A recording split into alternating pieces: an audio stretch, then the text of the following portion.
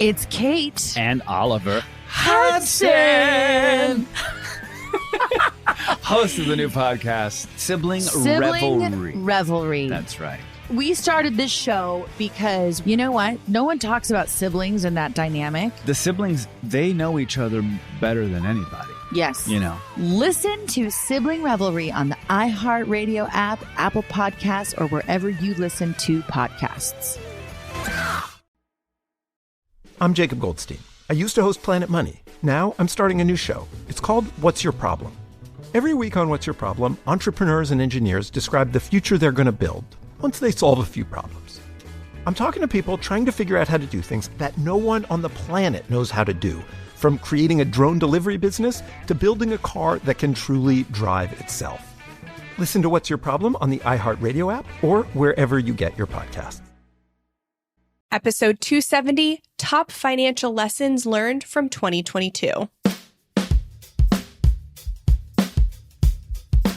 Welcome to the Frugal Friends Podcast, where you'll learn to save money, embrace simplicity, and live a richer life. Here are your hosts, Jen and Jill. Welcome to the Frugal Friends Podcast. My name is Jen. My name is Jill. And today we are doing a fun episode that's a little out of character with our normal format so that we can cover the top 4 financial stories of 2022 and talk about what they've taught us, the bigger lessons we can take away, and how this has been another really unique year for your finances. And so I'm very excited to kind of dive into something a little unique over here on the show. We love reflecting back. We love learning from the past to help inform the future. What's that saying? If we don't understand history, we're bound to repeat it. I butchered it, but you know what I mean. And one of the lessons we're going to learn is that history does repeat itself, and there's not a lot you can do to keep that from happening. And so to know what to do and how to prepare is a big part of being financially responsible. There's no one-size-fits-all approach. Every year brings its own unique challenges, and we have to pivot for those unique challenges. And we don't typically cover financial news on the show, so it's going to be a nice little fresh take on financial news, Frugal Friends style. Dipping our toes into it. We'll see how it goes. And speaking of seeing how it goes, learning new things, this show is brought to us by learning our lesson. For some of us, it takes many mistakes, lectures, even punishment, like standing in the corner or getting our mouths washed out with soap to finally learn our lesson. Yikes. And even still, did we? Did we really learn it? While others just need to watch their siblings do all the dumb stuff and then choose the opposite. Whichever category you fall into, we've got another opportunity to learn some lessons and make some different choices. But this one doesn't involve soap or spankings, and it promises to be relatively fun. It's the 1 week spending makeover. This is happening January 2 through 6. The 2nd to the 6th, we're hosting a free 1 week challenge. It's going to have daily live lessons, a private Facebook community, tons of extra freebies, plans, looking back at the past, looking towards the future. How can you do values-based spending without all the guilt? Anyhow, it's all free. January 2 through 6, frugalfriendspodcast.com/makeover. Go there, sign up, transform your spending, learn your lesson. Yes. And if you're hearing this episode during or after January 2nd through 6th, do not fret. There will be a replay so you can still get all the goodness that we are going through, or maybe you're out of town that week. Don't fret. Still, go to frugalfriendspodcast.com/makeover to participate in what you can, and there will be a replay because we want everyone to have the opportunity to take part in this spending makeover to really, really get into values-based spending and really build a foundation for it. So we're very, very excited to help you do that. All right. So we don't have anything really to compare this episode to. So Goldie just threw some interview episodes up in here. So if you like Frugal Friends, if you like this episode and you're wanting to hear more from us, then check out episode 227. We've got money and life lessons from a hospice doctor with Jordan Grummett. I think that one actually is a pretty appropriate one. Jordan is a hospice doctor and has a really great perspective on especially financial independence. He's more in that space. And I just loved his balanced approach to it. And then we also have episode 209, Financial Adulting with Ashley Feinstein-Gersley. And that one's also a really good one that has a lot of current events in her interview and in her book. So by the same name, Financial Adulting. So those are two great episodes to queue up after this one. But you may need a breather after this episode because it's all going to be way too real. Yeah. Every episode we do, we figure that it's going to be relevant for maybe half the audience. Half the audience will be into it right now, and the other half may not be. Another episode of our 269 other episodes could be right for you. We're all living today. If you're listening to this, you are alive today. And so we're all going through this together. So glad you're here. Today. And there's going to be no scare tactics in this episode. It's all going to be hope, encouragement, strategy for the future. And that's what our goal is. Okay. Yeah. I got to do a quick pivot over here then. Oh, okay. Yeah. That was more of a reminder for Jill than for you. No scare tactics, only hope. Okay. Okay. So let's start with our 4 biggest financial lessons from 2022. Kick it off, Jill. Okay. This first article comes from Yahoo News. You know the one. It's titled, "Why is inflation still so high right now? And when can we expect it to finally stop?" I mean, the overall lesson to be learned is that inflation is not controlled. So bummer. We can't control it or manipulate it. It's like one of those things that happens to us, but don't worry, there is hope in the midst of it. Some of the highlights from this article is just as we look back over the last 30 years from 1989 to 2019, the average annual inflation rate was 2.5%. So if you've definitely felt the pinch this last year, because it really increased a ton. We saw it peak at 9.1% in July. The good news is that it is easing off. It has slightly eased for the second month in a row, reaching 8.3% in August. Still really high, way higher than the average rate for the last 30 years. But yeah, that is the lowest figure, though, that we've seen in 4 months. So we're not going to get into all the different things that drive inflation. You could read the article further if you want to know. You want to take a deeper dive on inflation. We're not economists, although it's a short read and you can easily understand it. But I think at the end of the day, what we're all still going to wonder is, okay, if I can't control inflation, it's going to happen. Sometimes it dips, sometimes it rises. What can I do? Where is the hope? Where is my control and influence in this? And I think that's another good reminder for us to be considering a diversified investment portfolio. So thinking about some long-term solutions, knowing that there's going to be some unpredictable, uncontrollable ebbs and flows. This is another reason why we highly advocate, regardless of your income or wealth status, to start young. So if you're listening to this in your 20s, fantastic. If in your 30s, that's great too. Others of you, there's still more tips to be had, but you don't have to have a lot of money in order to invest. And do well with your money, make wise choices. And this is one of those reasons we're seeing it right now, because sometimes it gets really, really tight and it causes all of us to freak out about our investments, about our gas bill, about groceries. And so starting young, even if it's starting small, diversifying your portfolio, those are going to be some of the things that are like that protection hedge around us so that we can kind of weather some of these storms a little bit more.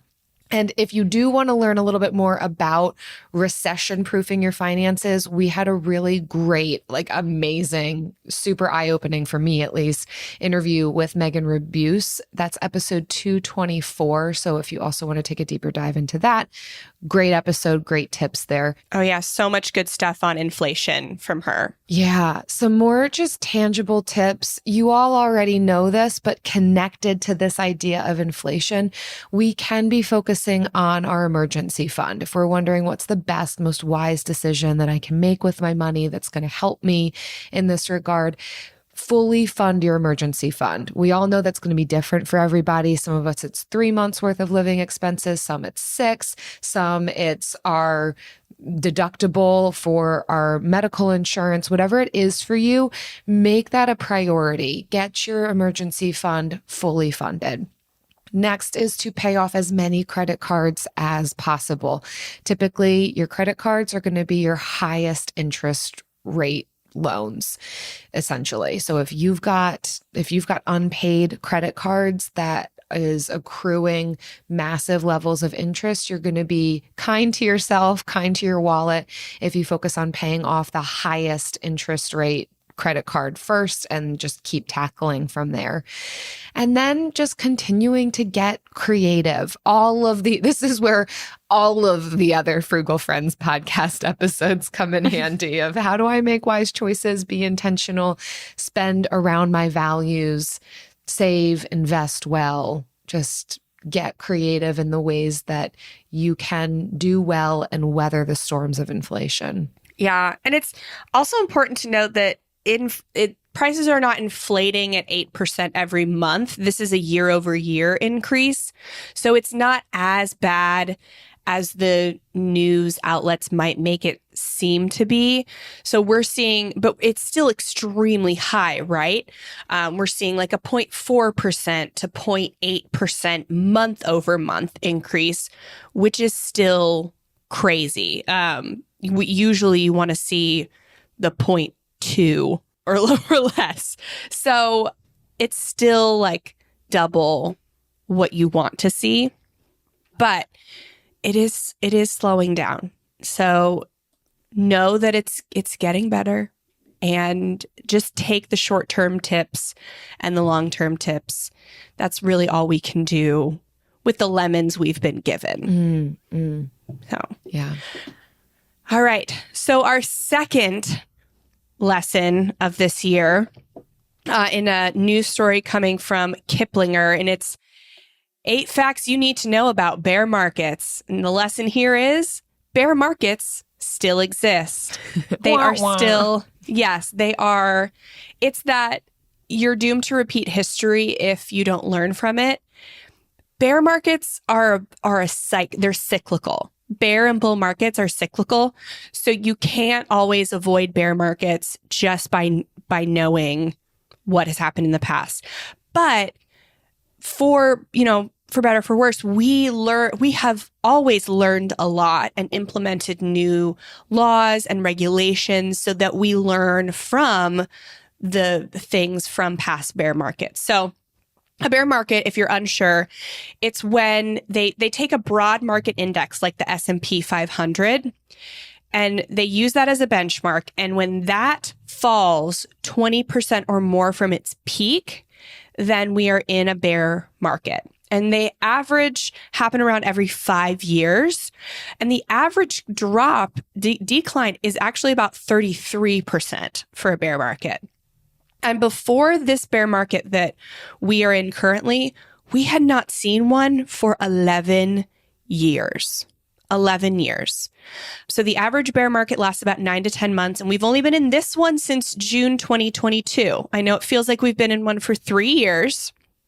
Not the case. We have been in this current bear market since June. So we're about 6 months in. So you're going to be probably seeing this for a little while longer. We're maybe nearing the end of it, maybe midway. Who knows? Who knows?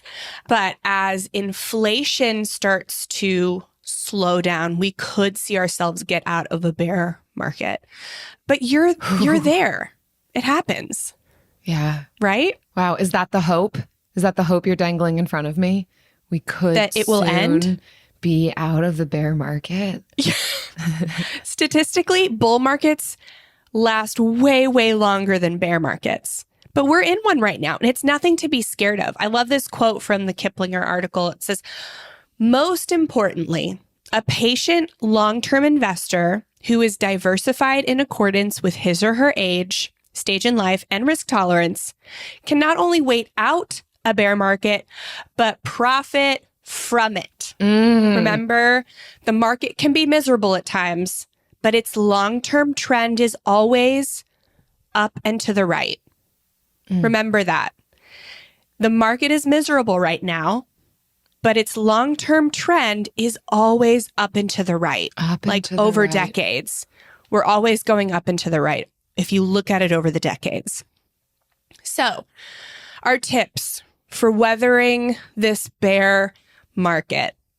Invest if you can, because the market is on sale. And we're pretty much probably mid bear, I would say. I do not speculate. I only look at data, and it's showing we're probably about mid bear. So you probably have, a good 3 or 4 months of stocks being on sale. We'll see.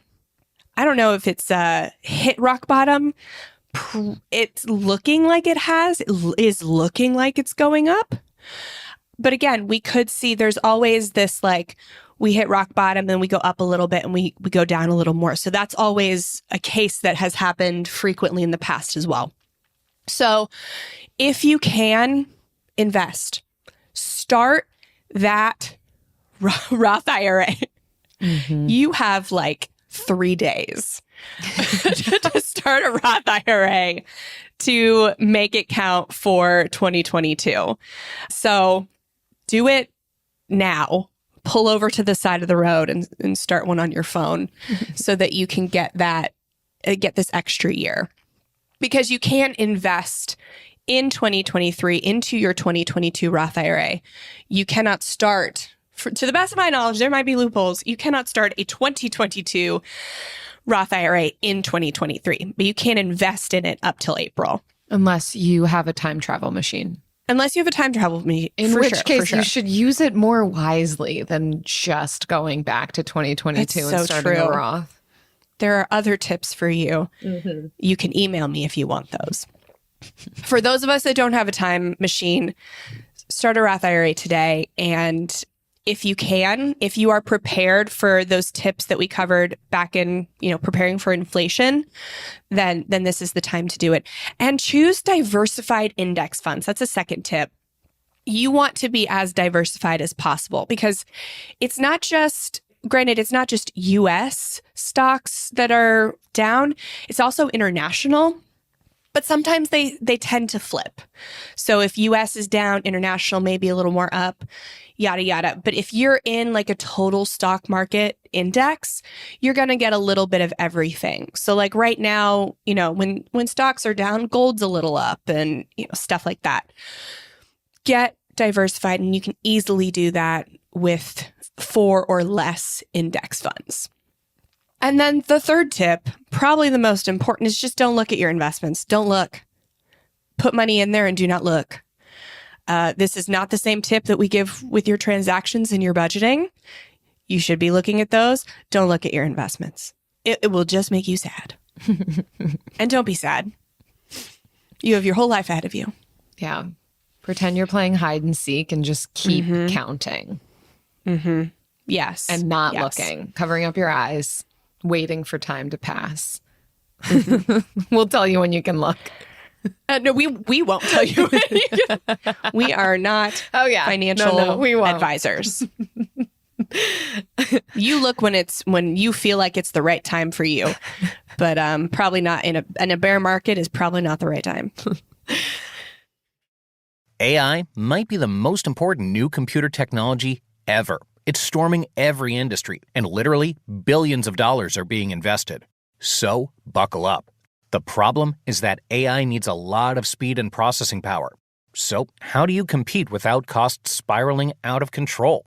It's time to upgrade to the next generation of the cloud, Oracle Cloud Infrastructure, or OCI. OCI is a single platform for your infrastructure, database, application development, and AI needs. OCI has 4 to 8 times the bandwidth of other clouds, offers one consistent price instead of variable regional pricing. And of course, nobody does data better than Oracle. So now you can train your AI models at twice the speed and less than half the cost of other clouds. If you want to do more and spend less, like Uber, 8x8, and Databricks Mosaic, take a free test drive of OCI at oracle.com/strategic. That's oracle.com/strategic. oracle.com/strategic. Discover the heartwarming and hilarious world of sibling connections on Sibling Revelry with Kate Hudson and Oliver Hudson. You might be asking yourself, what is sibling revelry? Yeah, well, we just made it up. They'll have some laughs and maybe inspire some people along the way with universal tales of what it's like to grow up with brothers and sisters. We're full-blood siblings, the only full-blood sibling. In our family. Well, not in the world. I mean... No, in the whole world. That's just it. Like, no one... Dive into family tales and explore the human mind with guests like Joel and Benji Madden. And it's fun because we've decided to open it up, to really like all kinds of different siblings. And it's going to be an awesome season. It's more than a podcast. It's a celebration of the ties that bind us. Listen to Sibling Revelry with Kate Hudson and Oliver Hudson on the iHeartRadio app, Apple Podcasts, or wherever you get your podcasts. Okay, our next lesson learned comes from CNBC. This article is titled, High Mortgage Rates, Tight Supply, and Economic Uncertainty. Here's what's happening with home prices. So we won't do like the fear tactics, but CNBC might. Yeah. I like that the actual URL is just like, what's happening with home prices? That's the short title. What's happening? What in the world is going on? I wish it's also said yikes. Well, yikes, what's happening? Ultimately, the lesson learned here is a housing crash is not coming. If this is Sorry what you to were your parents hoping who were for, hoping for that, yeah. I was hoping for it, not gonna lie. I'm like, yeah, when this thing crashes, I'm swooping in, I'm sweeping it all up. Swooping and sweeping. Nope. There won't be any of that. They'll be sitting and waiting and I don't know. I guess renovating the home I do coming. have. Yeah. It's not. Oh, so here's some of the highlights from the article. A few bullet points for you is that even with increasing mortgage rates, home prices in August were still 13.5% higher than August of 2021 and roughly 40% higher than they were in 2019. So like you are right if you're thinking, my goodness, this like it's changed so much in 3 years. Yeah, it has. Chances are it's not gonna fall drastically. Yeah. Chances are if you were not living under a rock, you already know that. Yeah. If you were, though, welcome. Yeah. Mortgage rates hit a 20-year high, spiking over 50% in 6 months. And so, yeah, the article goes through a lot of that having to do with the pandemic and some of the boom that we saw there. But then we've also just continued to see this up and to the right trend that we don't necessarily love with the housing market. Mm-hmm. The sharp rise in mortgage rates over the past several months has made housing more expensive for anyone needing a loan. And while that has some buyers pulling back and some sellers lowering what they're asking for, strong demand and tight supplies are supporting the prices. So as long as you've got that, you're not going to see a sharp decline. Yeah. it's so low. Like the demand or the supply is still so low. Yeah, there is about 3 months of supply in the existing home market, which is about half of what is considered a balanced market. So we would need so much more supply to see a bit of a decrease in that. Hopefully, we're not going to see like a crazy spike from here, but I don't think we're going to see, and everything is pointing to, we're not going to see a massive drop. And of course, this is compounded by the interest rates. We saw the peak of 7% interest rates, which meant 1 in 8 renters could afford to buy a medium priced home. In contrast, nearly 1 in 3 renters could afford to buy a medium priced home just a year earlier when rates were 3%. So, I mean, there's so many things kind of stacked against here, but we are seeing that dip a little bit too, easing up, not going back to what we saw pre-2020, but becoming a little bit more reasonable, but still not going to see a crash. So, okay, the hope. What can we do here? Because some of this is drastically outside of our control. What are you going to do about 3 months worth of supply in the existing home market? I don't know.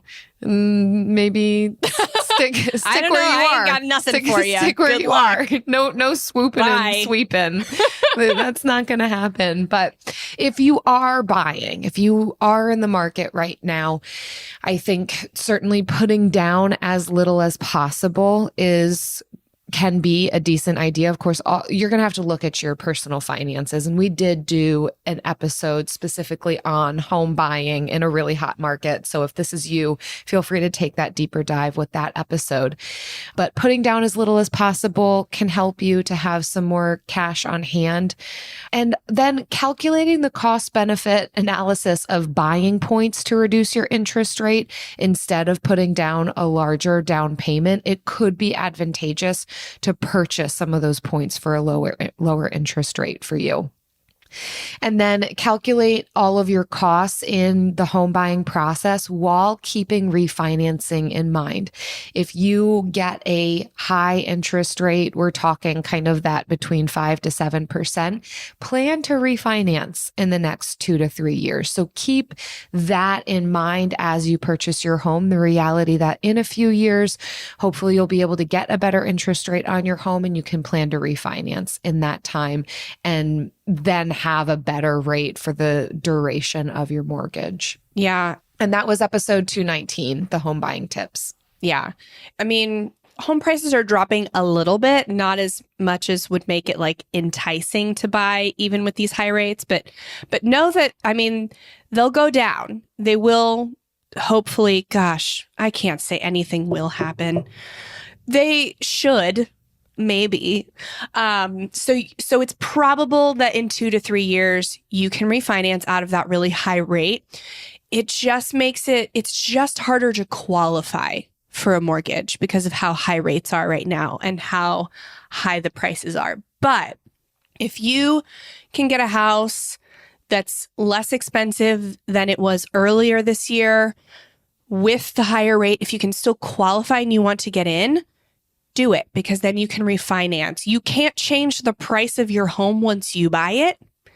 So if you can get in and the payment is in your threshold of what you can afford, do it and know you can refinance in 2 to 3 years. I mean, you can refinance in as few as 6 months, honestly. But I think, it's safe to say within 3 years, I think we'll see a positive shift in interest rates. And by positive, I mean a negative. Yes.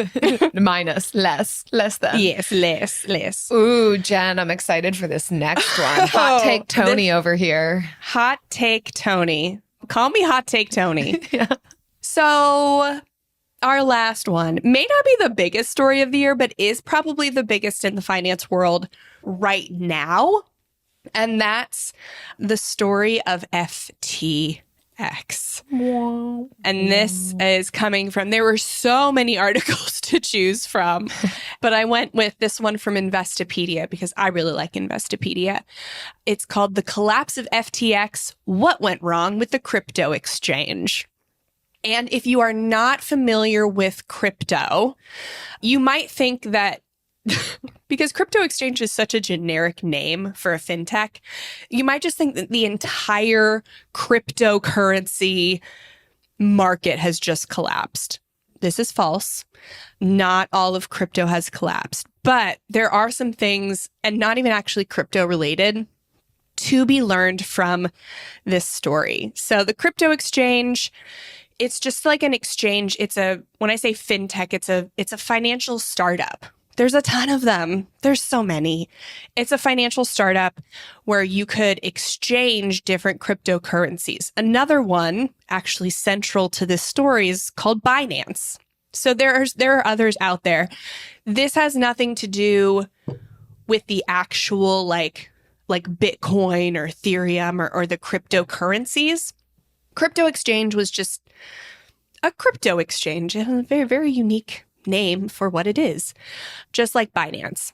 And what happened was, Give it to us straight, Tony. Oh. So it started on Twitter. Well, it didn't start on Twitter. It started when a cryptocurrency site found some shortcomings to FTX is the short name, I guess, for the crypto exchange, even though their coin is FTT. So I'm not 100% sure why it's FTX, but I digress.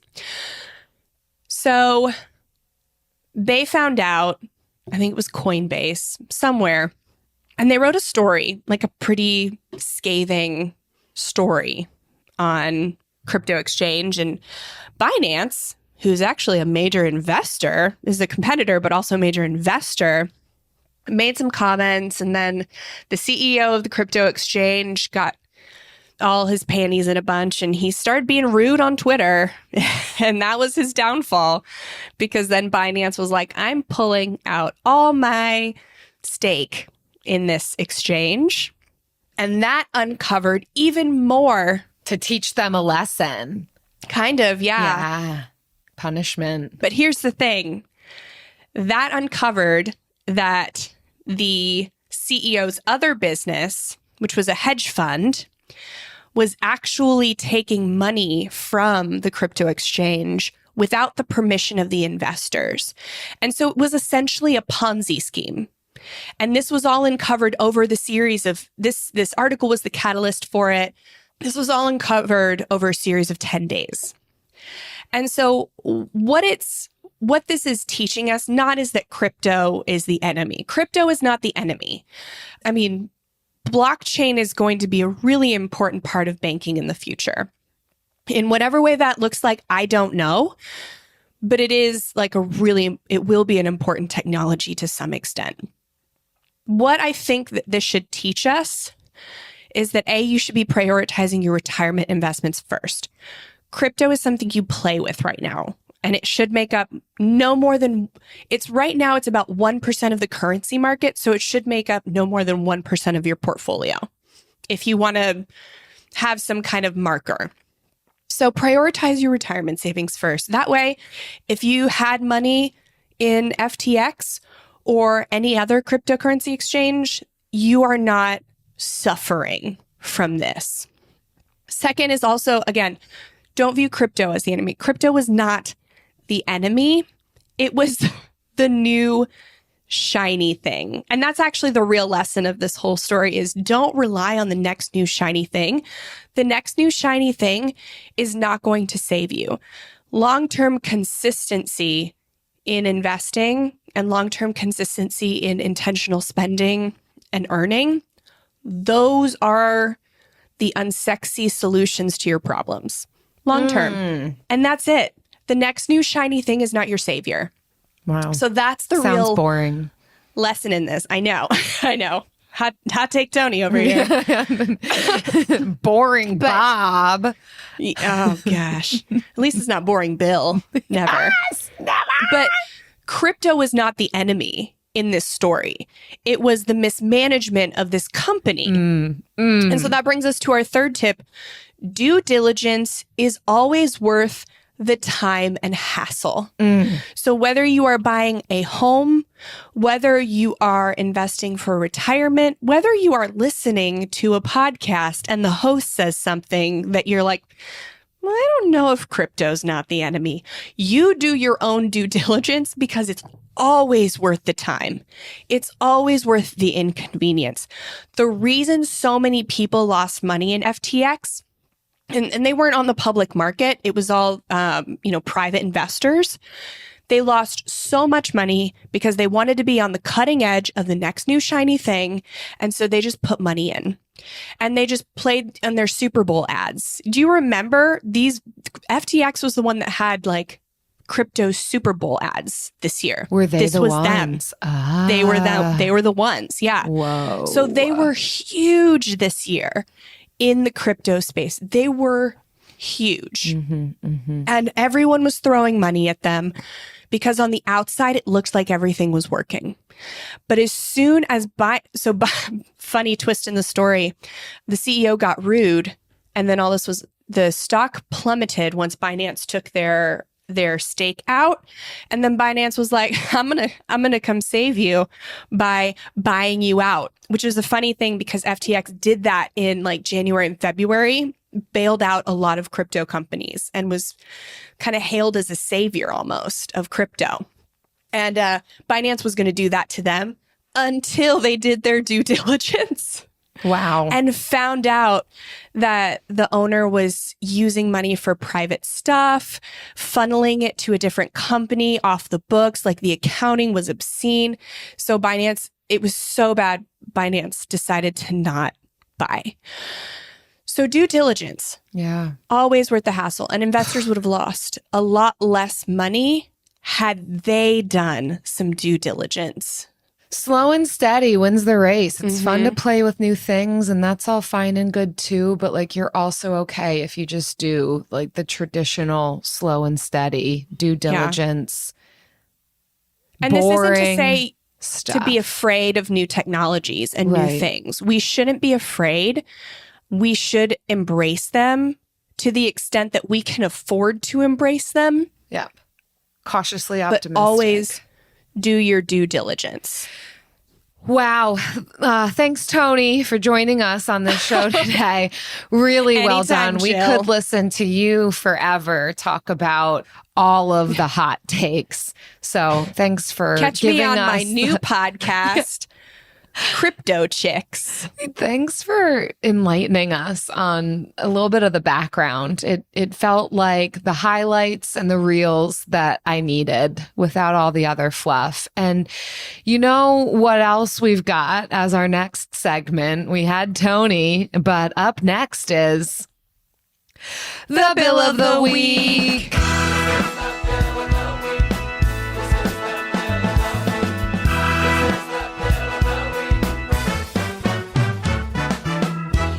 Right. It's time for the best minute of your entire week. Maybe a baby was born and his name is William. Maybe you paid off your mortgage. Maybe your car died and you're happy to not have to pay that bill anymore. Duck Bills, Buffalo Bills, Bill Clinton. This is the Bill of the Week. Hi, Jen and Jill. My name is Catherine and I'm from Boston. I'm so excited about this bill because I've anticipated calling in to share this for quite some time. So I graduated college this past May 2022 and was finishing school with $27,000 in student loans. They were all private and didn't qualify for the federal loan repayment program. I had made the decision when I was going into my senior year, so a little over a year ago, that I was going to pay off my loans as fast as possible, starting the month after graduation, so in June. Fast forward to now in October, I just made my final student loan payment. The best part was while I worked to pay off the $27,000 in the past 5 months, I was able to max out my 401k and Roth IRA at the same time to ensure I was still investing in my future. I put quite a bit of my savings towards debt, and most of my income from my 2 jobs went to debt payoff and retirement since I continued to live at home with minimal expenses. Shout out to my mom and dad. Your podcast has been so instrumental in me getting to this place, and I'm so thrilled and ecstatic to be debt-free at 22 years old. So yeah, that's my bill of the week. Thanks for all you do. Oh, Catherine. Catherine. You 22-year-old amazing person. I was trying to come up with like some animal, but you're an amazing person. 22-year-old. Yeah, you're an amazing animal. Beast of a debt payoff finance wisdom connoisseur. This is incredible to have a plan before even graduating. And people aren't wrong to come up with a plan after graduation and getting all the bills in order and figuring out what to pay off. But my goodness, were you ahead of the curve to be thinking about it before you even graduated, then implement on that plan, pay it off so quickly, and while also maxing out your 401k, Roth IRA. You are set up, Catherine. Yes. Well done. And fun fact, Catherine actually shared her story with us for our YouTube series, Debt Free Stories. Yay. So starting soon, you're going to be able to see season 1 of Debt Free Stories, and Catherine's story is one of those. And so we're very excited. You'll get to hear a little bit more of her story, her background, and in hopes that it'll be an inspiration to you if you see yourself in a similar space. But we have a lot of debt-free stories from a lot of different people, all relatable stories, I think. And Catherine is one of those. So thank you, Catherine. Well done, Catherine. If you all listening have a story about a bill that you paid off, if you're 22 and just slaying out there, or if you just like met a bill or you know a bill, I mean, we'll take it all. frugalfriendspodcast.com/bill. Leave us your bill. Discover the heartwarming and hilarious world of sibling connections on Sibling Revelry with Kate Hudson and Oliver Hudson. You might be asking yourself, what is sibling revelry? Yeah, well, we just made it up. They'll have some laughs and maybe inspire some people along the way with universal tales of what it's like to grow up with brothers and sisters. We're full-blood siblings, the only full-blood sibling. In our family. Well, not in the world. I mean... No, in the whole world. That's just it. Like, no one... Dive into family tales and explore the human mind with guests like Joel and Benji Madden. And it's fun because we've decided to open it up, to really like all kinds of different siblings. And it's going to be an awesome season. It's more than a podcast. It's a celebration of the ties that bind us. Listen to Sibling Revelry with Kate Hudson and Oliver Hudson on the iHeartRadio app, Apple Podcasts, or wherever you get your podcasts. From the studio who brought you the #1 podcast, The Piketon Massacre, this is Murder 101. A group of high school students started a project to research a string of unsolved murders. Those murders happened in the mid-1980s. He's out there doing stuff. He just didn't stop. Everything that the students predicted through their profile turned out to be accurate. Redhead killer profile. Male, Caucasian, 5'9" to 6'2", 180 to 270 pounds. Unstable home, absent father and a domineering mother. Right-handed, IQ above 100, most likely heterosexual. There is no profile of this killer except for the ones the students created. Just because some of these women no longer have people to speak for them does not mean that they deserve to not be spoken for. What if this guy's still alive? Like, what if he comes after us? I said, are you going to kill me? And he said, yes. Listen to Murder 101 on the iHeartRadio app, Apple Podcasts, or wherever you get your podcasts. And now it's time for Lightning Round. All right. So, our vulnerable portion of the show. What was the hardest financial lesson you had to learn in 2022? So, gosh, yeah. I gotta weed through them all. Think back to all the difficulties. I think for me, and this is a lesson I'm still learning. I don't know that I have learned it. It's not like a past tense thing. It's a present tense and ongoing. I feel I'm learning the same lesson. I can't do it all at once. And this is tough for me because I am also doing better financially.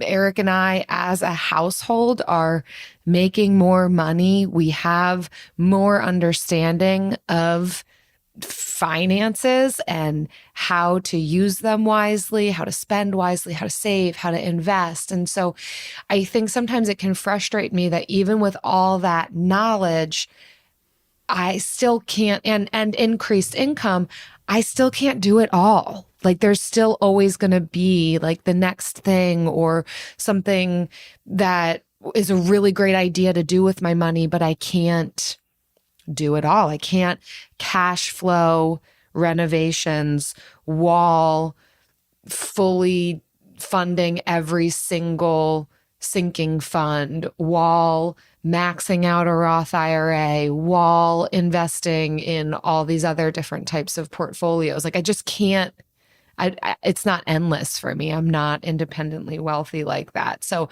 I think the ongoing lesson of continuing to prioritize, like, okay, but what's most important now? What is going to be the mile marker that's going to help me to know when do I need to shift so that I don't get so swept up in one goal that I lose sight of another goal. But yeah, how to really kind of hone in on the priorities, but then also keep a pulse on when is it time to shift into the next thing that's going to be the best decision with my money. Yeah, I think that's like a ongoing thing for me. I think that's always going to be something I deal with too. So I'm with you, and know if you're there, you're in good company. Yeah. Yes. There is permission though because of that. Like you can't. It's not like I need to learn this lesson and do better and do all the things. Like the lesson is you can't do all of the things. So prioritize what's going to be best and most responsible for you right now, and then keep reevaluating and making shifts. Mm-hmm. Yes, definitely. What about for you, Jen? For me, so we bought another house in May, and it was probably, so we spent basically from January to May looking for something, and it was just hard. It was a hard season, and so I learned I don't want to be a real estate investor. And that's hard. I mean, real estate investing is a great way to diversify your investments and power. You know, if that's you and you love it, I hated it. And I hated everything about it. And I really wanted it to just be over all the time. I actually had, by the end of it, had to be like, you do this without me, Travis. I can't. I cannot participate in this. I'm unsubscribing from this drama. I am unsubscribing. Oh, I mean, you did do it in historically one of the worst time frames. And so if you're looking for a house in this market, I empathize with you, and I also don't envy you because I did it and I would not go back. And so if you're unsure if this is the right time for you to buy, I'm never going to tell you to venture out in this market. I'm also not going to tell you to be scared of it, because we did it. We made it happen, and it's working for us. So this is such a unique time that it is so dependent on what your gut says. It's so dependent on you and what you feel, your intuition, your gut, and you really have to listen to what your capacity is. And so that was a big thing for me, is that I will not be becoming the real estate mogul that I had once thought maybe I would be. And that is me listening to me. Yeah. That's okay. You discover and learn things about yourself along the way. This will still be a great thing for you all financially. And you just know you might not be collecting more properties. Right. And it's some people love it and some people don't. Yeah. And I just also got for where we're at, 20% of homes are being bought by investors, and Florida is not slowing down in the way the rest of the country is with the home buying stuff. So it is still horrible here. And it just left a bad taste in my mouth for many investors in this area too. I don't want to be like them. I don't want to contribute to the problem in the city. But I also am thankful I get to be a landlord that actually lives in the city, because that's what we need. And so at one point, it's on one hand, I don't want to be the person I have a bad taste in my mouth for now. And on the other hand, like, I'm glad I am, because our tenants have been thankful to have a landlord that lives 10 minutes away instead of one that lives in New York. So, yeah. Lessons learned. Yes. So, yeah, thank you so much for listening. We want to reiterate, instead of sharing a win or a review, we just want to reiterate that we have a free challenge coming up.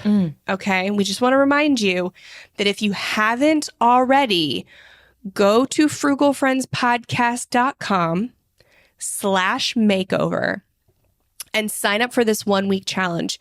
There's going to be daily live lessons delivered in a pop-up Facebook community and to your inbox. So you will get the same thing, just a replay to your inbox. So don't worry if you don't have Facebook. And they're recorded live during the day, so some people won't even be able to be there anyway. So you're going to get it no matter where you are. Even if you're listening to this after the 6th, there will be a replay. And the goal of this challenge is that in 5 days or less, you will have a clear picture of your past spending, specifically from the past 90 days, that will help you figure out your values-based spending, a foundation for that. And then you can implement a plan to improve your spending in 2023 that aligns with those values. And that's what we're going to do over this week. You're going to leave with a plan for your spending that makes you feel happy, not guilty. So if that is something that you want to do, you want to spend well instead of not spending at all or spending too much, then go to frugalfriendspodcast.com/makeover. Definitely by January 2nd, but even if it's after January 2nd, still go. Let's do it. See you in January, and see you next time. Frugal Friends is produced by Eric Siriani.